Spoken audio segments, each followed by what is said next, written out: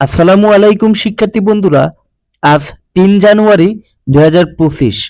প্রতিদিনের প্রকাশিত বিভিন্ন দৈনিক পত্রপত্রিকা থেকে সংগ্রহকৃত আমাদের আজকের এই কারেন্ট অ্যাফেয়ার্স।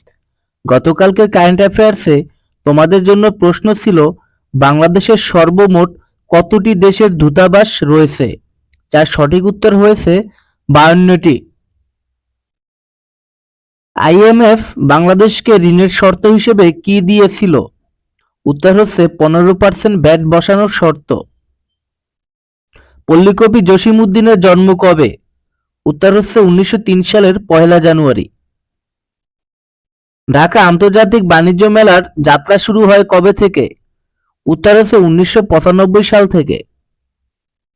ঢাকা আন্তর্জাতিক বাণিজ্য মেলা 2025-এ কতটি স্টল বসেছে? উত্তর হচ্ছে 362টি।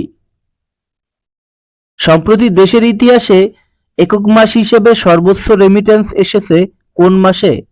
উত্তর হচ্ছে ডিসেম্বর মাসে।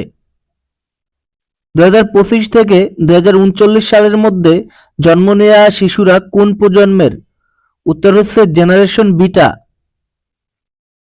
মুসলিম সংখ্যাগরিষ্ঠ দেশগুলোতে নির্বাচিত প্রথম নারী প্রধানমন্ত্রী কে? উত্তর হচ্ছে বেনজির ভুট্টো।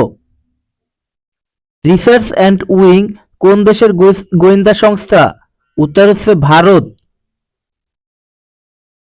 কথাসাহিত্যিক শওকত ওসমানের প্রকৃত নাম কি? উত্তর হচ্ছে শেখ আজিজুর রহমান। মেঘ বলে চৈত্রে যাব কার রচিত কাব্য? আহসান হাবিব। উচ্চতার দিক থেকে বিশ্বের চতুর্থ পর্বতশৃঙ্গ কোনটি? উত্তর হচ্ছে লোৎসে। মালদ্বীপের বর্তমান প্রেসিডেন্ট কে? উত্তর হচ্ছে মুহাম্মদ মুইজ্জু।